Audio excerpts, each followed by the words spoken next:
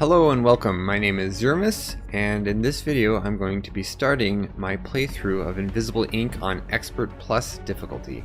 This first video is not going to have any of the tactical gameplay. This is just going to be me checking out the difficulty settings, getting it set up, and then going through all of my agent and program options, seeing what they are and determining what I think will be the best setup for my attempted playthrough. So we're going to start a new game. We're going to play the story, and we're going to go down to Expert Plus. So this mode is a bit ridiculous. Are you ready? They hide the danger zones if you can't see the sources, which makes sense. You can't know if someone's looking at an area if you're not viewing them looking in the area. In addition, the alarm power increases when knocking out guards, and you start with less power. I want to show the settings. So level retries is off, and it gives you 1 rewind by default. I'm thinking I want to set this to 0 rewinds. Let's see what else we have here. So the extended campaign, so this adds the additional 48 hours of time. Extra agents, extra programs, yeah, we want all these. More enemy types, yeah, let's get those. More daemons. New side missions, yep, more endless. Difficulty continues to ramp up after difficulty 10 up to 20. I guess that's probably only for endless mode. Rewinds, 1 rewind. Level retries off. Auto increment alarm. Turning this off will still allow the alarm to increase, but will only move when it is triggered by some event. I see. So that would decrease the difficulty. Nope, I don't want to do that. Campaign at time. Interesting. So you can change the length of the campaign. I could go for 120 or endless. Alarm stages or mission start power is 5 instead of the 10 normal. Alarm stages are normal every 5 increments of the alarm. Oh, so if you set this to easy, the first level has no effect. Nope. Credit multiplier. Alright, so this is set to 0.75 for Expert Plus. I think I'm just going to leave all the settings on default for Expert Plus. I mean, it's possible that the difficulty goes up so significantly that without this rewind, I will just have no chance whatsoever. But we'll find out. If the rewind makes things too easy, we'll end up getting rid of it. Guards per level is more. Okay, so there's 3 different levels. Safeguard patrols. Aha, so patrol paths generated for guards are more friendly. They do not enter your starting room and prefer not passing across rooms. Okay, so that is off. Additional KO time. Nope, not doing that. Alarm when guards KO. Okay, so this was enabled for Expert Plus. Show danger zones. So this is... in Expert, you still got to see the danger zones. Areas that are being watched by the enemy will appear on the red floor. These areas will be seen even before the source of the vision is revealed. So that is off. Allow melee while seen. Okay, so this looks different. So this is now off. By default, your agent reaction times are faster than the guards, and you can melee them as long as you're on melee range. With this off, you can only melee them if they can't see you. So now, if a guard sees me, like walks through a door and immediately sees me, I cannot melee them. I wonder if that means I can still use ranged attacks though. Increased final resistance. In the final mission, the corporations have a number of tricks up their sleeves to put your agents in danger. With this option off, the corporations lose one of their more powerful security mechanisms. So I think this was on for the Expert. I guess I can click to see the differences. Yeah, so this was on, and I mean, I noticed this. Things were just happening randomly, sort of, as we were going. But like these ones, allow danger zones or show danger zones and allow melee while seen, were off. So we go to plus, and those are on now. And then this is going to be the trickiest one. Like a lot of my strategies have been take out a guard and just hold them if they're in real troublesome. But now alarm is going to go up every time I do that. The alarm multiplier. Certain events during the game will cause the alarm to move up 1 or more bars. This setting will multiply that number of bars. Okay, so that's still 1, but I guess the option is there to significantly increase difficulty. Starting money is 500. Consoles per level are normal. Safes per level are normal. Rooms and level. The general size of a level can be adjusted by increasing or decreasing the number of rooms the procedural generation will try to form. During the generation codes, some of these rooms may be merged together to create larger spaces, so the results will not be exactly as you predict. I guess it tries to make every level have 10 rooms, is my guess. That possibly changes on specific scenarios, but daemon quantity is normal. And time attack mode is off. Limited amount of time per turn. Oh, no, I'm not doing that. I mean, that's an interesting mode, but that's not the style of gameplay I enjoy. I'm just curious what some of these, if any of these changed from experts. So these are definitely different.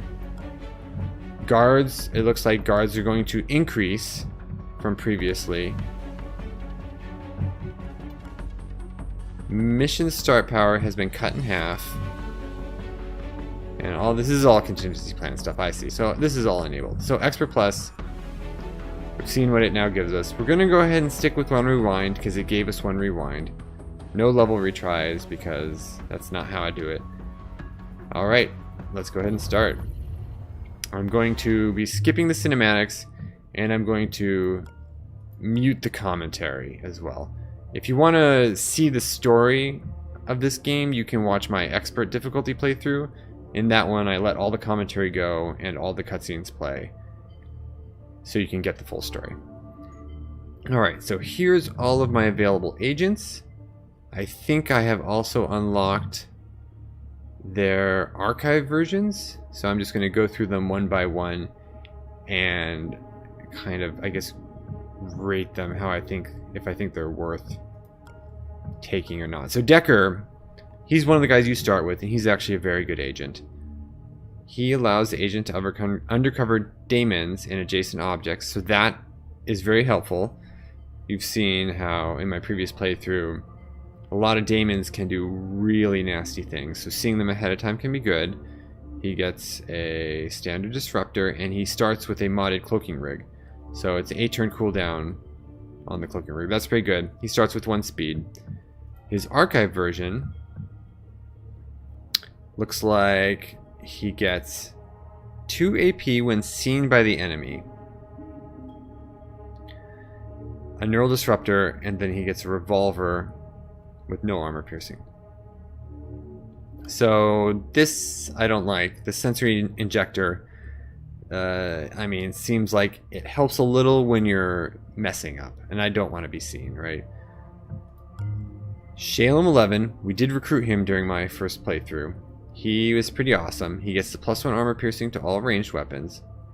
A disruptor. This one is not as good. See, so like this is a 5-turn cooldown, but hey, it's something. But he does start with a Desert Wind, which is a ranged weapon, 2 ammo, armor piercing 1 with plus this is +1. I mean, he's pretty good, but killing people always increases the alarm. I guess knocking out increases the alarm now as well, but this I think increases it by 2. Also with ammo, I'd have to keep refilling it. Ranged weapons are good to have as backup, which I may need more now, but I'm not sure I want to base my strategy around it. So the archived version is Combat Medic. He starts with a normal disruptor, a hand cannon, 3 ammo, no armor piercing, and a ventricular lance, which gives the agent +1 armor piercing to all weapons for 1 turn. I wonder if that applies to the hand cannon though. My guess is no, because this has like a special thing that says no armor piercing, whereas like the neural disruptor doesn't say no armor piercing. He starts with 1 strength. I mean, he starts with no augmentations. That doesn't seem particularly exciting to me. Here's Banks. We know her. I love her. She's great. I think, though, I'm gonna not take Banks because I want, like, I feel like the crypto computer bypasses some of the difficulty of missions. Like, there's some missions where you need to get the security card to really progress, And with Banks, I'm kind of, you know, skipping past that, cheating a little bit.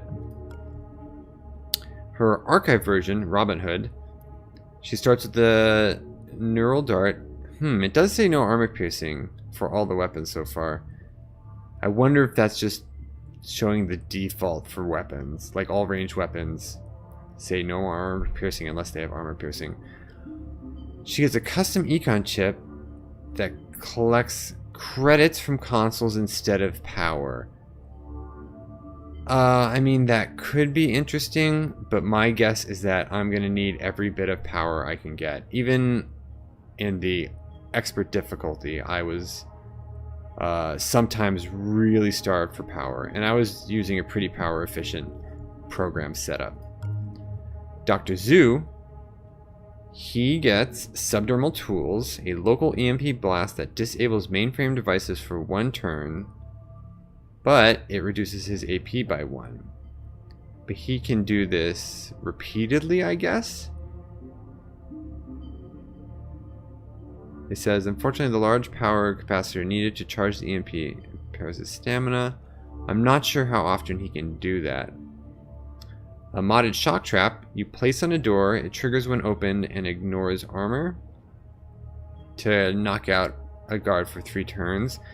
That seems like a pretty good emergency device, but if you're moving constantly, I'm not sure how much it'll get used. He also has a standard neural disruptor, and he starts with no skills. His archive version, Professor, a thermal generator once a turn generates 2 power when the agent uses an item with cooldown of 3 or more. He gets an EMP. It's just 8-turn cooldown, 3 tiles. That's not amazing. So when he uses either of these, the thermal generator will generate some power. He's got no skills, but this is, I mean, kind of interesting. I'll get a little bit of power. He seems like he would be a reasonable frontman. But I don't see anything overly strong here, really. Just a little bit of power generation and a mediocre EMP. Nika. So her implant is an adrenal regulator. It gives the agent an extra attack a turn, so that'd be 2 attacks, I guess, and she gains 3 AP after any attack. And she starts with a Volt Disruptor that uses 2 power to knock out for 2 turns. So this has no cooldown. She can do this every turn and can even do it twice a turn. So if I feel like I'm going to be going melee crazy, she can really get things done. However, she starts with no skills. I suppose one thing I find interesting about this game actually is that everyone technically starts with level 1 of each of these skills. And level 1 like kind of has an effect. Like you need speed to be able to stealth. Anyways. So she seems like she could be pretty good. She would definitely be my front man, and she would, you know, take care of guards the best she can. However, stealth is going to be pretty important, I think, because knocking people out is going to be raising the alarm, and I don't want to do that more than necessary. Her archived version is Bodyguard. Discharge Rerouter once per turn. The agent's disruptor attack reduces all item cooldowns by 1. That's kind of interesting. If I, like, you know, max her out where she's carrying a whole bunch of useful stuff, and she uses a bunch of it and then attacks, it will cool all that down. However, again, this is, you know, doing attacks that I don't necessarily want to be doing a whole lot of. Sharp. So his implant is he starts with 6 augment slots. Each 3 augments installed gives melee weapons +1 KO damage, which means they get knocked out for an additional turn. That's pretty good. I'm not sure how much I'm gonna be able to keep people pinned. Like previously, I mostly just kept people pinned all the time, and I used paralyzers. and if I'm doing those strategies, then that +1 KO damage is not really that huge. Also, I would have to go to a lot of the augmentation missions, and those sometimes just give you, you know, random augmentations that might not actually be useful. Like in the previous playthrough, Banks had a couple augmentations I wasn't really happy with. I kind of just grabbed them because they were there. Let's see, his archive version. Modular cybernetic frame X2. Start with 6 augment slots, and each 3 gives melee weapons +1 armor piercing. Agent's AP is reduced by 1. So armor piercing is way different than knockout damage, right? Like, this matters. So he could essentially get +2 armor piercing just from this kinetic frame once he's, you know, once he's got filled up all his augments. He starts with the standard disruptor. Interestingly, he starts with a hacking, which I wouldn't normally put on a frontman, but maybe, but we'll see, because I'm gonna try and not choose International as either, and I'll go into that in a minute. But this one, he's worth considering. Prism, so we did get her before. She gets +1 power whenever mainframe devices are hacked, up to +2 a turn. That ended up being a lot. Like, I used her, I got a ton of power from her through the first campaign, the expert difficulty playthrough. She's got a standard neural disruptor and starts with Anarchy. I do like Anarchy a lot, especially when I'm being stealthy, because it lets you steal from guards from behind when you got that level 2 and get more credits, and those credits just help you kind of, you know, snowball as you move forward, becoming stronger, because you need to be stronger as you get to those higher difficulty levels. Her archive version, the extra, she has a hollow projection mesh, generates a disguise while active, sprinting and attacking disables the effect. Disguise will fail if an enemy observes from 1 tile away. This sounds pretty interesting, actually. So it consumes 2 power when used, consumes 2 power at the start of each turn while active. So you can just keep it going. And this item can only be used by Prism, yeah. Vulnerable to scans. Scans from things such as drones and scan grenades will be inconclusive, drawing attention to this agent. So that's actually pretty cool. So it's like a disguise, but it's consuming 2 power a turn. I would need to have, you know, be very careful with my power. Hacking, I generally like to hack a lot of things, so I need to be real careful if I'm going to be using this. She also starts with a buster chip, which can be used to manually break through 2 firewalls. This, you know, of course doesn't take power, so this could help compensate for using the hollow projection mesh. Oh, I see. So International was over here. I skipped her, so I'm just going to go back to her real quick. So International is absolutely amazing. She is an amazing character. Her wireless emitter is so strong. She is probably the strongest character in the game, I would say. The ability to just detect devices through walls is amazing. Especially like cameras. You detect a camera through a wall. Now you hack it. Now you have vision through that wall. She can access consoles from, like, what's the distance? Like, it's like 5 or 6 spaces away, and you can just grab power from all these consoles that you would normally have to walk up to and get power from, you know, within, by being adjacent to. I used her in my expert difficulty through to amazing effect. She's super good. But again, I think I'm going to try and not just lean on her for this playthrough. Her archive version, she generates power when alarm level increases. Power gained is 2 times per alarm level. This is interesting. Definitely weaker than her other augment for the standard one. I might consider her for my hacker. The power, so she'd get like 2 power from the first alarm, 4 from the next one, so that can really help you out as you go on. Alright, so continuing on, we have Central. So she gains 5 power on any daemon install. So there's like a weird like combo you can use in this game where you actually add daemons with programs and stuff, and then Central is going to be giving you power, but those are kind of random. Like, I'll get to those programs later, and I don't think I really like that mechanic. I mean, it's interesting, but I'm not sure it's the kind of gameplay style I want to do. There's no archive version for her, apparently. Monster, we've seen him. He decreases the cost of purchases, and he gets his gun, which also spawns the daemon. See, so for example, you could combo Central with Monster. He uses his dart gun, and she's going to give you 5 power. He does start with 5 hacking, which is interesting, and Central starts with Anarchy at level 3 as well. Olivia, no, I moved over to this screen, I apologize. Olivia, so this, so here we have Central is Olivia Gladstone, but now we just have Olivia, which is the same character, however, I think. So there's a story here, which is, I'm sure, interesting, but I'm not going to go ahead and read that. So she gets power with her ambient turbine equal to KO damage done in melee. By her, I assume. She starts with the standard disruptor, and she has a crybaby, which you throw to place and then activate in the mainframe to create a noise. So this is interesting to me, this crybaby.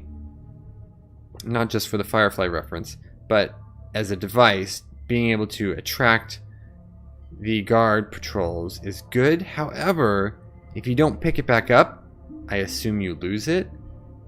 And I mean, I don't want a one-shot item with one of my starting characters. That doesn't seem great. We have Derek, which is Monster previously, I suppose. He starts with the particle envelope. This agent is teleported to the teleport beacon when the beacon is activated. Can't install multiple. Okay, so it looks like he has, you throw it to place, activate in the mainframe to teleport the holder to particle envelope augment. The holder of the particle envelope augment to the location. Consumes 4 power when activated. So this is kind of interesting.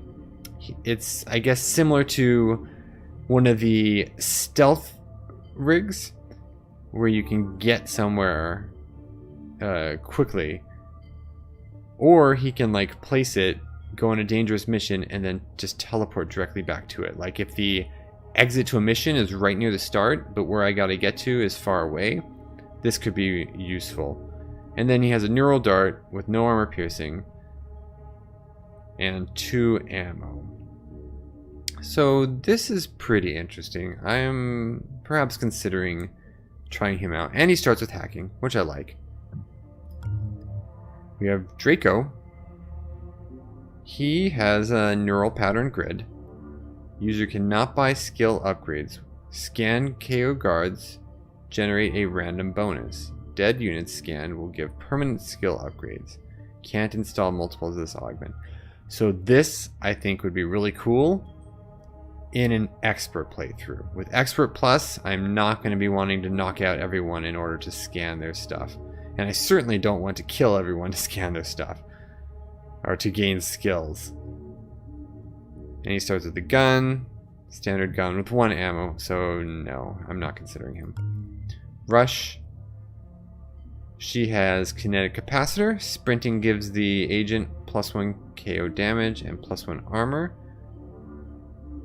Neural disruptor and stim. So this is sort of interesting. She can like +1 armor piercing. So she can sprint to the like target. If you know you're gonna knock someone out, you sprint at them and then knock them out. Again, I think I want to stick to stealth more so than knocking people out. She does have a stim, so she can get really far. Alright, so that's all the agents. I'm going to take a look at the programs now before I decide on who I'm going to play. So there's the standard power drip, which generates 1 power per turn. I feel like this is just straight up weaker than the fusion, which generates 3 per turn on a 5-turn cooldown. Costs 5 to use, or a 4-turn cooldown, but generates 12. So this is, you know, 7 power over 4 turns is significantly greater than 4 power over 4 turns. Seed, your first program each turn costs 4 power less to run. Like, This could be interesting with strong programs that are expensive, as long as you have another way of gaining that power, because you're not going to be getting power innately. You would need someone that's going to be giving you a constant supply of power.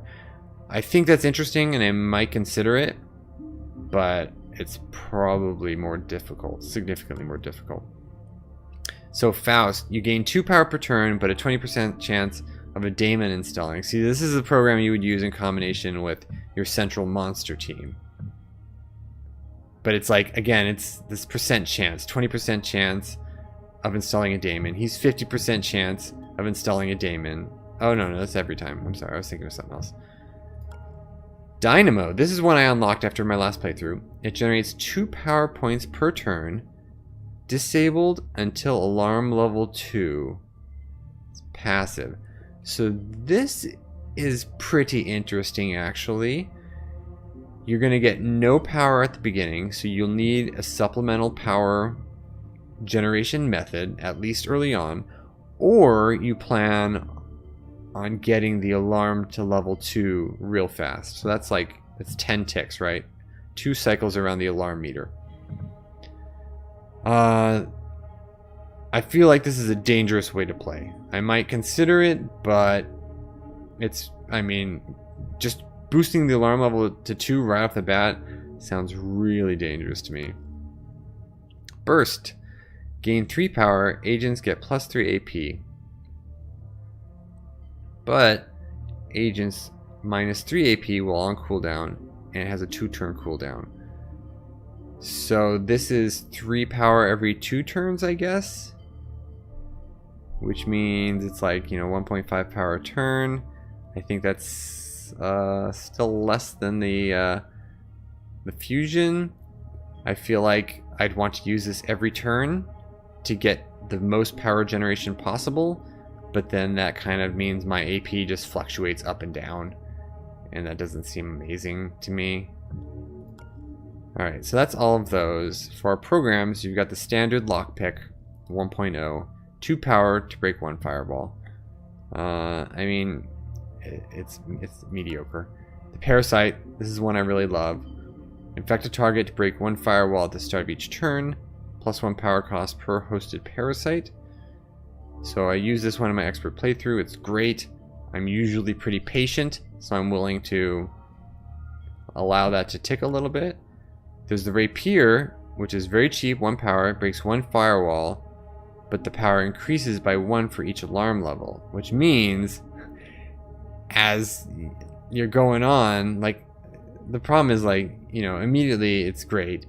As soon as it's alarm level 1, you're already at the same price as the lockpick 1.0, which is terrible.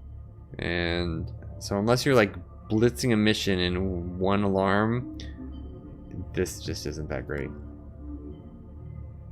Brimstone breaks 1 fire. Okay, so I had this one previously as well. It breaks 1 firewall for 3 power and a 10% chance of daemon reversal. I found this passive mediocre at best. For 3 power, it's certainly not worth it.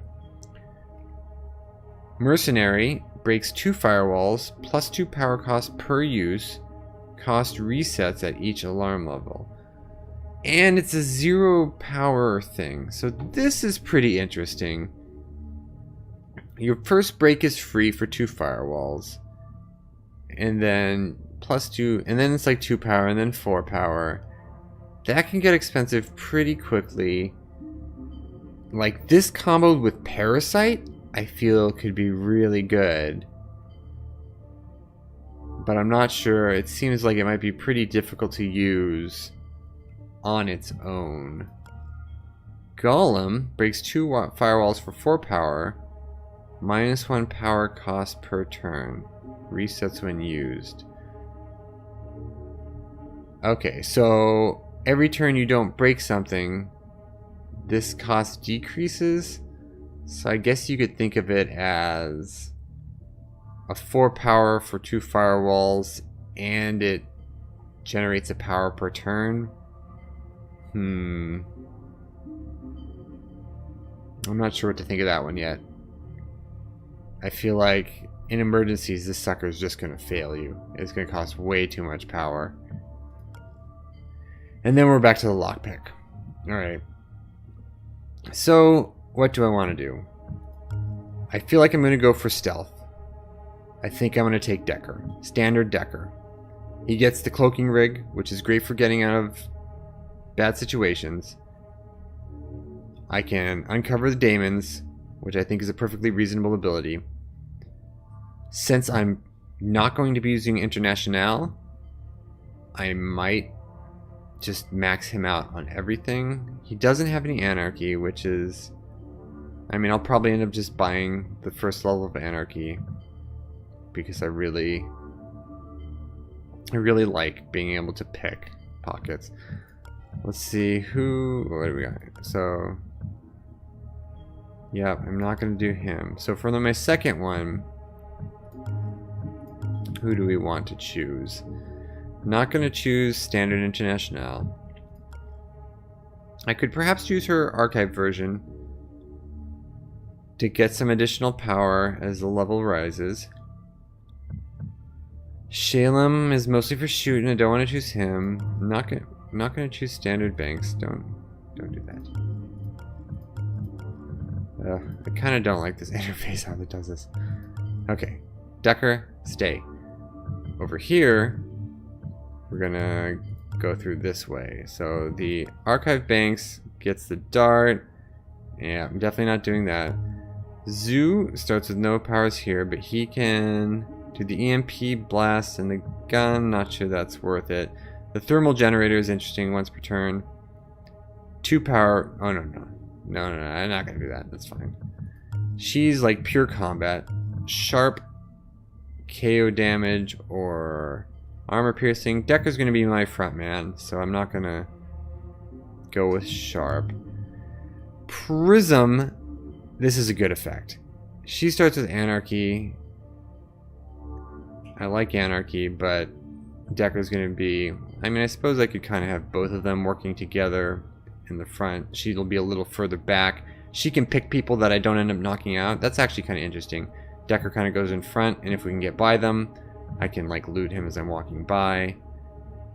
This refraction chamber is really strong. This can be up to 2 power every single turn. That's her archive version. Oh, this is interesting, but that's huge power consumption.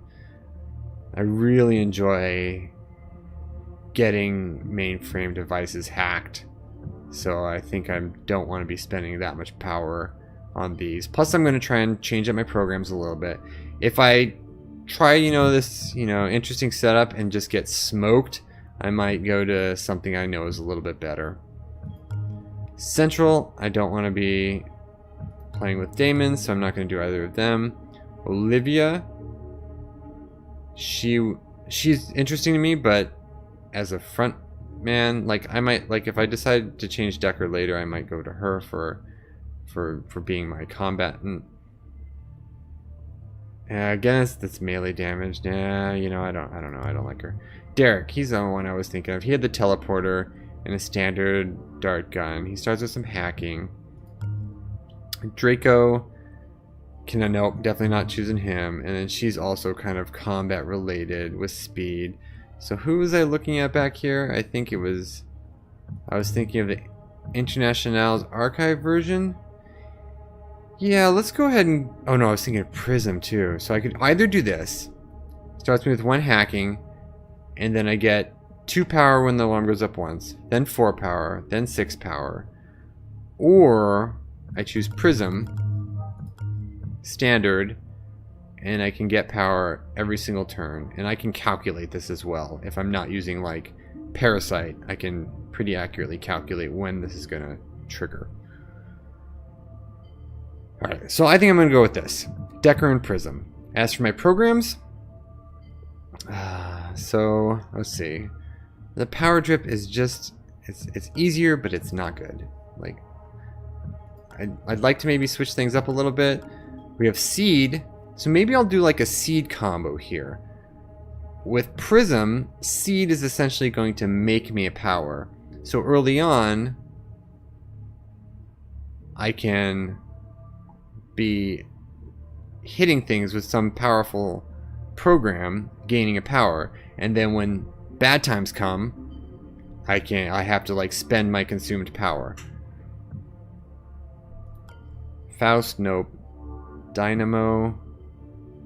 Again, I'm going to be starting with 5 power, so this is going to be really bad if I can't get my alarm level up.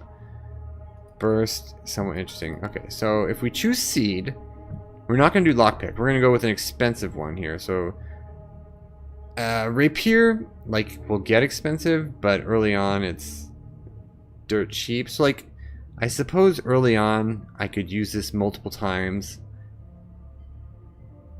but then I'm like really low on power. I mean, it's worth considering. So then as this goes up in cost, it's negated by the seed. And if I get a couple good mainframe devices early, I can use it a bunch. However, without International, it's going to be harder to find devices that I can hack. Brimstone's just no. So Mercenary is kind of interesting. Like, its cost is really going to go up, but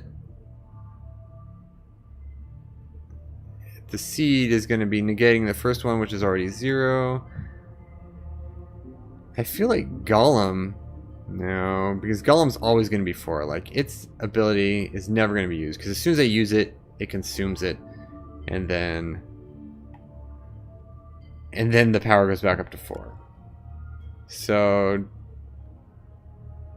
I don't want to use Stinky Lockpick 1. I feel like if I'm going to use seed, I go with the Rapier, I guess,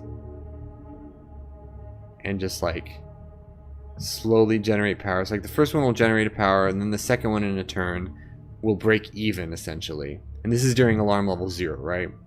As soon as we get up to level 2, and it only breaks 1 firewall, you see how big those firewalls get. This is just like disastrous. I feel like so many of these are just not good.